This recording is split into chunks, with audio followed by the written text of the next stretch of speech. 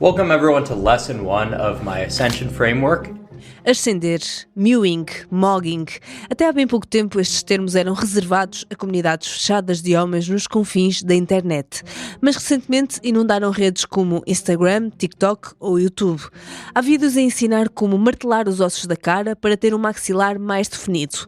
Outros ensinam que drogas usar para cortar o apetite. Ou como injetar esteroides sem supervisão clínica. Tudo isto misturado com discurso misógino, racista, xenófobo. Falo do luxmaxing, uma subcultura masculina que quer a maximização da aparência e que hoje é popular graças a uma figura. Clavicular. Um streamer norte-americano de 20 anos que acumula milhões de visualizações com vídeos extremos e que se apresenta como a prova viva de uma ideia simples. Muda o teu corpo e mudarás o teu destino. O influencer dá conselhos, vende cursos, mostra transformações de seguidores e rodeia-se de mulheres como prova de que o método funciona. Mas procura distanciar-se das comunidades que viram nascer o fenómeno, os incel ou celibatários involuntários. A mensagem é clara. Isto não é misoginia nem radicalização. É só autoajuda. I'm not linked to that group in any way. Luxmaxing is self-improvement. Mas como assim? O que é afinal o luxmaxing? E como é que um discurso que começou em fóruns marginais da internet está agora a chegar aos telemóveis dos adolescentes através do TikTok? Este é o Como Assim, um podcast sobre fenómenos da cultura pop e das redes sociais. Eu sou a Inês Rocha. Para perceber o fenómeno do luxmaxing, conversei com a Mariana Durães, jornalista do Público que acompanha há vários anos o mundo das masculinidades online, dos incel e da chamada manosfera. Gostava que tu me situasses aqui um bocadinho há quanto tempo é que ouves falar disto e exatamente o que é este fenómeno do luxmaxing. Então, o luxmaxing é algo como a maximização da aparência. É fazer tudo o que é possível para fintar a genética e ser mais bonito. E é um conceito que nasce da ideologia incel como a solução para deixar de ser incel. A ideologia incel, abreviatura de Involuntary Celibate ou celibato involuntário, não é nova. Parte da ideia de que há homens condenados à solidão por não corresponderem aos padrões de atração. Ou seja, estes rapazes, os incels, não se conseguem relacionar com mulheres e acreditam que isso tem a ver com a sua aparência, porque para eles as mulheres são superficiais, a única coisa que lhes importa é a aparência de um homem. A palavra-chave deste conceito é ascender, portanto, sair desta condição de sub-humano, como os próprios incels se descrevem, e ascender a alguém que é atraente. Dentro desta comunidade há várias crenças. A ideia do luxmaxing nasce da Black Pill, que é uma ideia determinista, muito fatalista, muito depressiva, de que todos os homens que não são atraentes estão condenados à solidão, ao desprezo, e supostamente isto era uma ideia que não poderia ser mudada até surgir o luxmaxing. O luxmaxing lá está, essa solução mágica. E depois tem outra das ideologias, é a Red Pill, que é baseada no filme Matrix, e portanto eles acreditam que tomaram a Red Pill e que agora veem o mundo como ele é, veem a realidade. E a realidade é que o feminismo foi longe demais, e portanto é preciso voltar a pôr as coisas em ordem. É um discurso muito violento desta ideia de submissão. Mas afinal, como é que alguém ascende? O luxmaxing começa muitas vezes com conselhos inócuos. Ginásio, autocuidado, disciplina, mas rapidamente escala. Injetar botox em casa, consumir metanfetaminas para não ter apetite, injetar esteroides, até martelar os ossos da cara para ficar com o maxilar mais forte. E é importante dizer que, obviamente, nada disto é aconselhado por médicos. A popularização deste discurso tem um responsável, Clavicular. Consigo dizer que ele é a cara do luxmaxing neste momento. Não é possível falarmos sobre o luxmaxing e não falar nele. Ele chama-se Braden Peters, tem 20 anos e, na verdade, ele ganhou popularidade no Kik, que é uma plataforma de streaming, por fazer conteúdo in real life, que é basicamente estás a transmitir a tua vida em direto durante horas. Só que, geralmente, este tipo de streams não são só a tua vida normal. Inclui ir para a rua falar com pessoas, provocá-las, gozar, ter comportamentos extremos ou ilegais, dizer coisas ofensivas. Por exemplo, há um excerto de um stream do Clavicular em que ele atropela uma pessoa.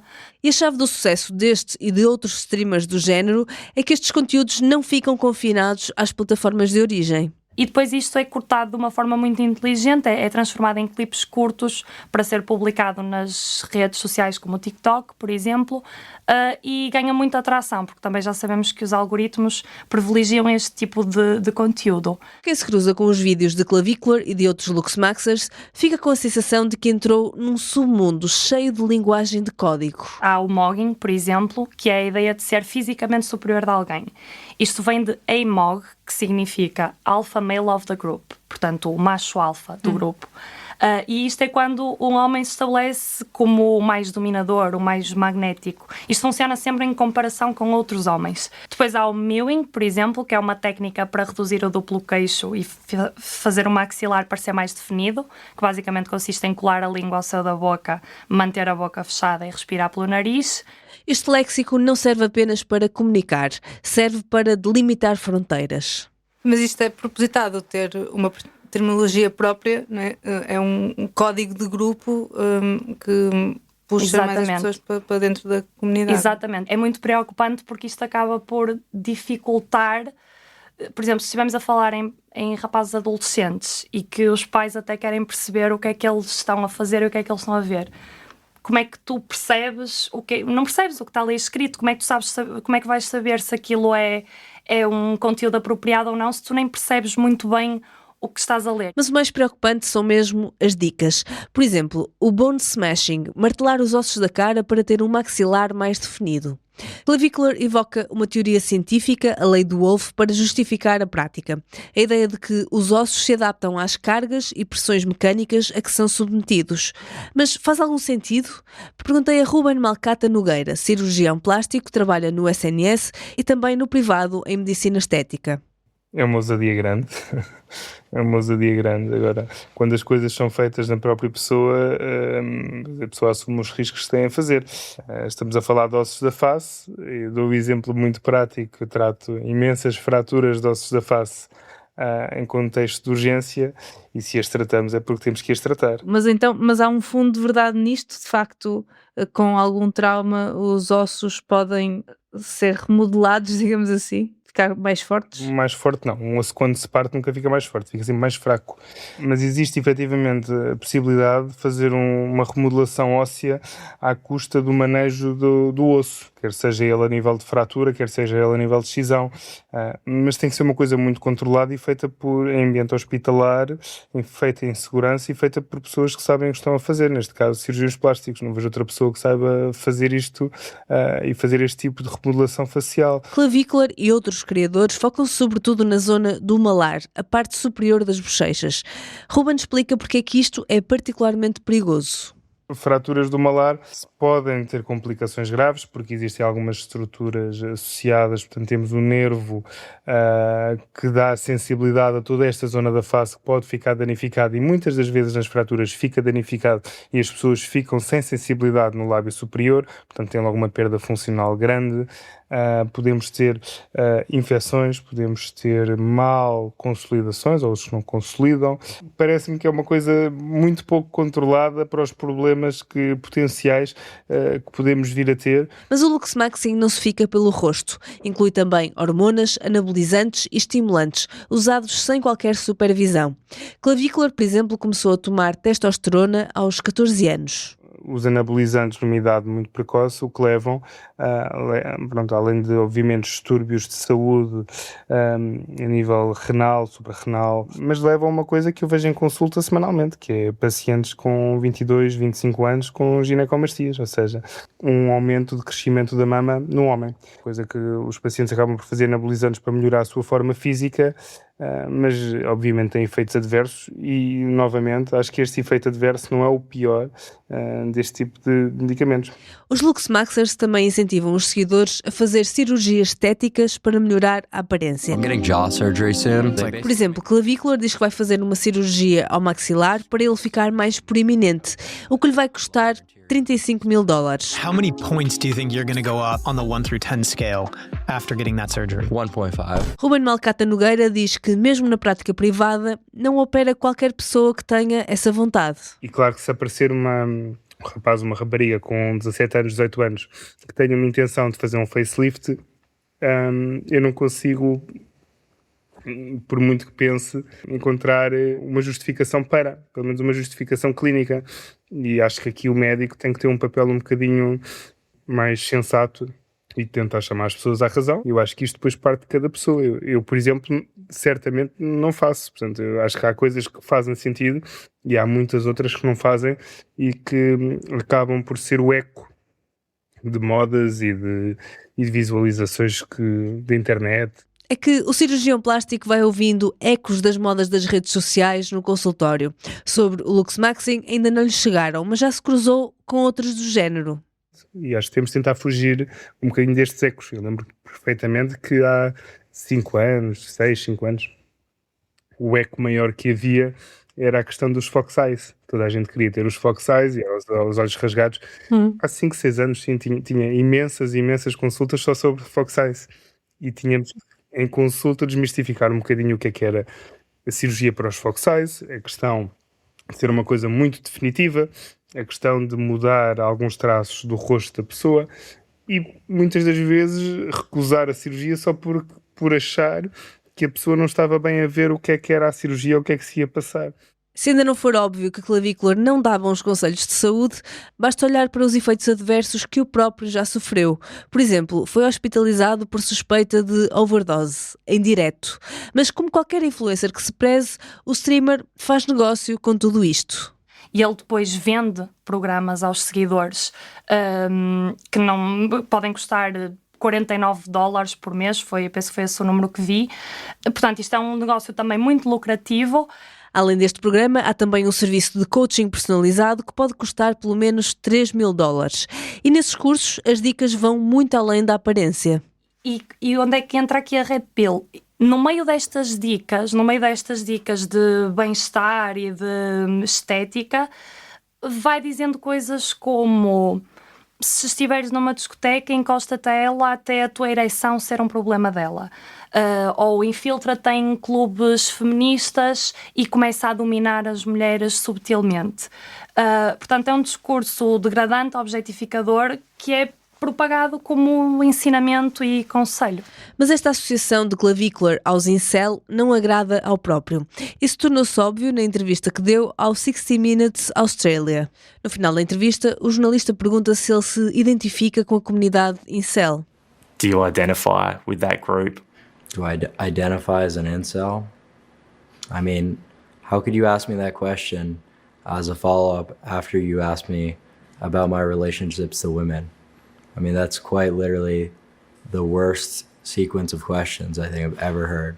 Clavícular responde que não está ligado de forma nenhuma aos incel e que o Luxmaxing é apenas autodesenvolvimento. I'm not linked to that group in any way. Luxmaxing is self-improvement. Mas o influencer fica particularmente chateado quando o jornalista o associa a Andrew Tate. Acaba por se levantar e sair da entrevista. I see you want to make this political. Not at all. Not at all. I'm just curious. But thanks for the time. Appreciate the interview. All right. Eu acho que ele ficou chateado porque foi associado aos incels e, na verdade, ele fez tudo para sair de lá. Isto no fundo, até pode ser mau marketing para ele. Ele ser associado aos incels pode prejudicar o seu negócio. E ele argumenta que não é um incel, o que, ok, objetivamente está certo. A tradução literal de incel é celibatário involuntário. E, portanto, se tu te relacionas com mulheres, à partida não és.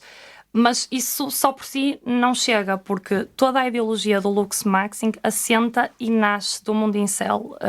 O facto dele se relacionar com figuras que são protagonistas deste mundo, como o Andrew Tate, que é o guru da Red Pill, mostra que, por muito que ele não queira ser chamado de incel ou associado aos incels, ele está nesse mundo.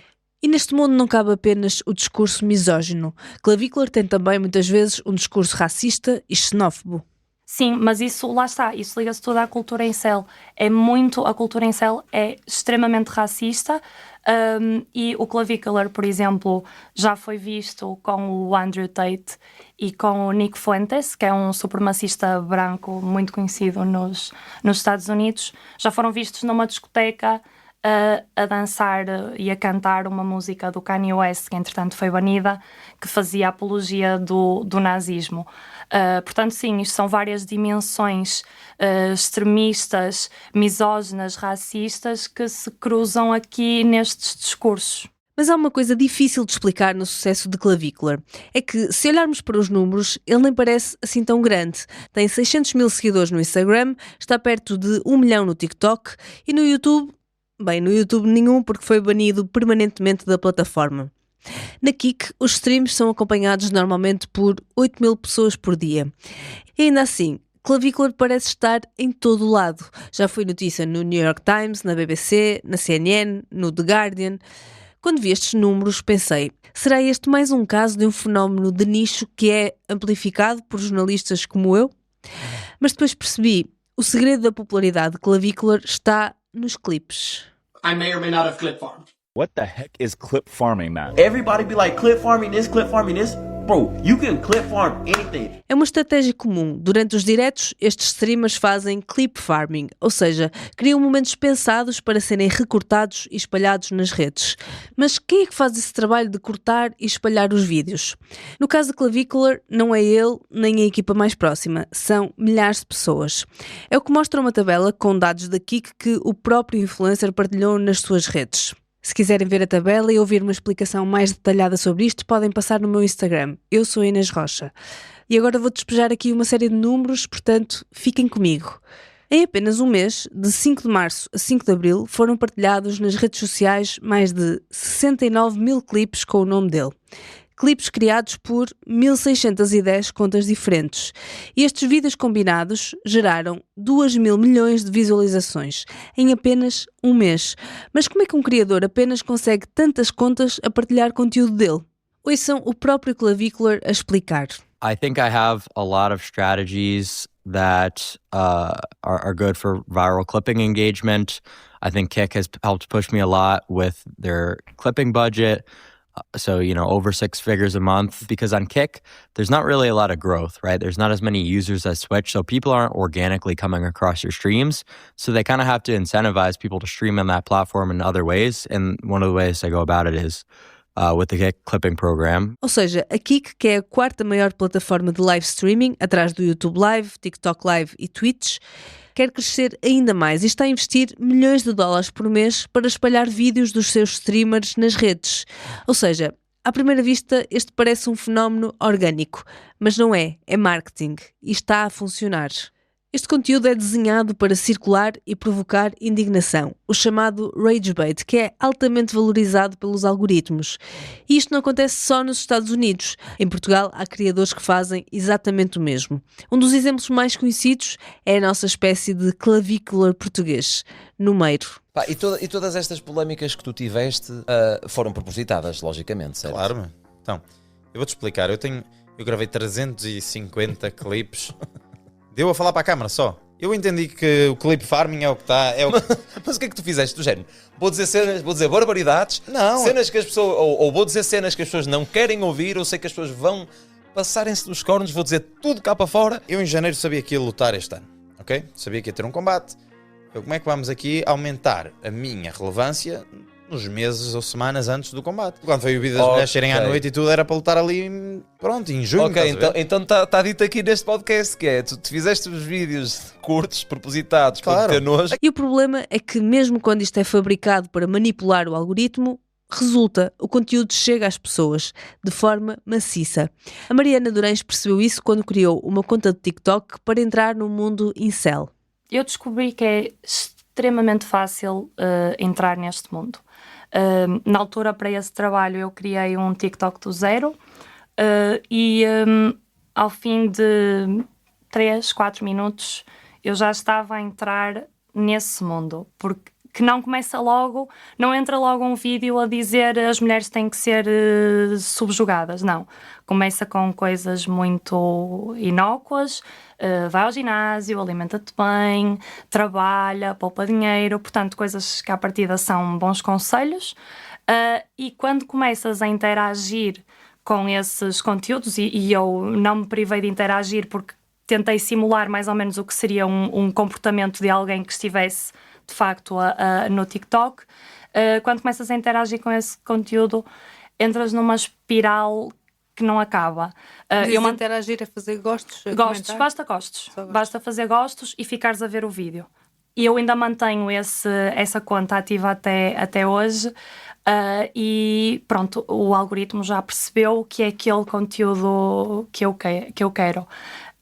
E portanto abro aquela conta e já só tenho ódio às mulheres, já só tenho ódio a imigrantes, porque lá está, depois isto mistura-se tudo, e portanto isso acho que foi a coisa que mais me chocou quando fiz esse trabalho, foi eu perceber o quão fácil é de facto um rapaz que abra uma conta de TikTok, o quão fácil é entrar em contacto com este discurso. E aliás até entrevistei uma investigadora, Susan Kaiser, que me disse uma coisa que resume tudo, que é a misoginia que antes existia na Dark Web, que só quem ia à procura daquilo é que encontrava, hoje em dia está no TikTok, é completamente mainstream. Mas este fenómeno que tu encontraste no TikTok é sobretudo criadores norte-americanos ou também encontras conteúdos em português? Quão grande, se é que dá para perceber isto, quão grande é este mundo em Portugal? Sim, e isto é um fenómeno muito maior nos Estados Unidos do que aqui. Ou seja, existe muito conteúdo produzido aqui em Portugal e escrito em português, mas o que me parece, a percepção que eu tenho das minhas viagens nesse TikTok, é que não será tão organizado, ou seja, não há uma cara, por exemplo, nós não temos um clavicular em Portugal, temos se calhar, por exemplo, um número. Poderá ser aquele que conseguimos aproximar mais, mas não me parece que tenha a influência nos seguidores que o Clavicular tem nos seus seguidores. Mas definitivamente encontramos muito conteúdo com traços incel, pode não ser tão consciente, mas a ideologia está lá. Muito conteúdo misógino. Ou seja, aqui o grande risco é, nós sabemos que este conteúdo existe, que é entregue a quem tem interesse nele, portanto, provavelmente haverá adolescentes nas nossas escolas que estão a consumir este conteúdo. Definitivamente, sim. Sim, e acho que conseguimos perceber isso quando recentemente publicamos na nossa conta do público um vídeo sobre o Luxmaxxing, precisamente, e ficamos surpreendidas com a quantidade de comentários de adolescentes portugueses que estavam perfeitamente familiarizados com o fenómeno, que estavam perfeitamente familiarizados com o Clavicular e que, aliás, essa caixa de comentários é exemplificativa da tal linguagem cifrada que estivemos a falar há pouco. É engraçado ir lá ver como é que eles comunicam, mas sim, sabem quem é. E preocupante, não é? Sim, engraçado se calhar não é a melhor palavra. Estas dinâmicas não ficam só nas redes, têm consequências. Isso levanta uma questão. O que é que acontece quando este tipo de conteúdo é visto milhões de vezes? Para perceber esse impacto, falei com o jurista e ativista Tiago Rolino, que nos últimos anos fez investigação no Centro de Estudos Sociais da Universidade de Coimbra sobre igualdade de género e masculinidades. Eu pego numa coisa que disse que é interessante, fazem estas publicações muitas das vezes por rage bait e para ganharem cliques e visualizações e não porque é o mesmo que estão a pensar. Isso não importa, não é? Não é um fator importante. O que importa é que eles estão a dizer, não me importa se eles pensam assim, estão a dizê-lo. Para mim são tão maus, às vezes maus, isto obviamente tudo entre aspas, não, mas fazem tão mal aos direitos humanos e e à igualdade, como os outros que pensam realmente isso e que se calhar não transmitem tanto cá para fora porque não têm os meios ou não o querem. E portanto isso é uma questão menor, ou se pensam ou não isso. O que importa é o que fazem. Estes influencers diabolizam o feminismo e apelam a um regresso a valores do passado. Mas a masculinidade que promovem também parece estar a mudar. Esta nova forma de ser homem não é necessariamente uma forma melhor de ser homem. Tem outras características que se foram adaptando aos tempos modernos. É uma boa notícia para nós todos e todas é que os conceitos de masculinidade e feminilidade são mutáveis, tanto cronologicamente como territorialmente, e são diferentes aqueles que e a boa notícia é que, como são mutáveis, podemos alcançar umas masculinidades, neste caso, mais feministas e cuidadoras e não violentas. O que aconteceu é que evoluiu também para estes novos conceitos de o homem já não tem que ser feio, porco e mau, mas sim, e também por causa da nossa sociedade consumista e capitalista, o que é certo é que os homens agora arranjam-se mais, têm estes conceitos, também o grooming da depilação masculina e que os faz, mas o objetivo é sempre o mesmo, é com esta masculinidade hegemónica sobreporem às outras masculinidades que são subservientes, digamos assim. O cuidado com o corpo não surge aqui como prática de saúde, mas como arma de competição. É uma forma também de se superiorizarem aos outros homens. E eu acho muito interessante se conjugarmos isso com os incel, porque os incel como que já desistiram, não é? E acham que a culpa não é deles, é todas as mulheres e que ninguém vai olhar para eles.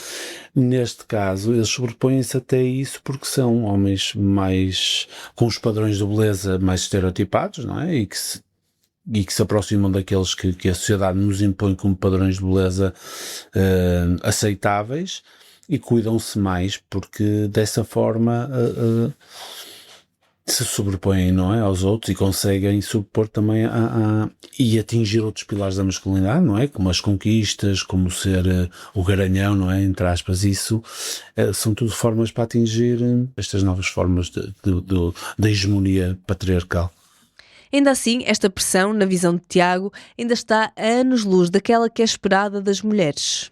As mulheres são julgadas sempre pela sua aparência, pela forma como se vestem, pelo estarem depiladas ou não. Ou seja, isso é definitivamente um óbvio para as mulheres. Não quer dizer que o seja totalmente para os homens. Mas há uma coisa que se mantém nas novas masculinidades, em particular na promovida pelos Luxmaxers.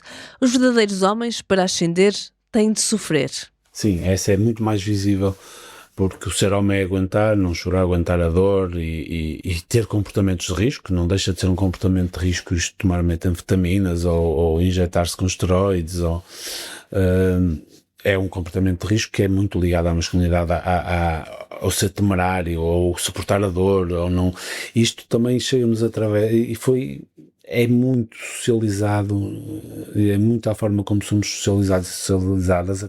Para Rolino, a chave para que estes discursos se tornem menos eficazes está mesmo na forma como socializamos as crianças. Falta uma conjugação de esforços, falta as aulas de cidadania e não só em educação formal, mas também não formal, ou seja, que possam haver discussões sobre os modelos de masculinidade e de feminilidade e sobre igualdade de género. É muito importante que o façam desde cedo. Desde os estudos dizem que a partir dos 3, 4 anos já se começa a ter comportamentos que são socialmente divididos entre homens e mulheres. À primeira vista, o Luxmaxing parece só mais uma versão extrema do culto do corpo. Mas por trás dos vídeos, dos antes e depois e das promessas de transformação, há uma ideia muito mais antiga, a de que o nosso valor depende da nossa aparência. Esse caminho pode ser perigoso, a vários níveis. Claro que para muita gente o Lux Maxi não passará de mais uma moda da internet. Vídeos exagerados, discursos extremistas para alimentar algoritmos. E daqui a uns meses já ninguém se lembra quem é o Clavicular. Mas por vezes começa assim, com um vídeo sobre maxilares que planta uma semente de insegurança e começa devagar a moldar a nossa visão do mundo. Quando esses vídeos são repetidos, amplificados, empurrados por algoritmos que permeiam o choque e a indignação, essa ideia pode deixar de ser só uma dúvida e passar a ser verdade. Por isso, mais do que ficarmos alarmados, talvez o importante seja mesmo estarmos atentos a estes conteúdos, à forma como circulam e a quem os vê, sobretudo os mais novos. Porque, como lembra o cirurgião plástico Ruben Malcata Nogueira, a única maneira de nos desviarmos do perigo é com informação. E a única forma de termos informação correta é falarmos com as pessoas corretas, e as pessoas corretas neste momento, hoje em dia, 2026, são as pessoas que trabalham com ciência.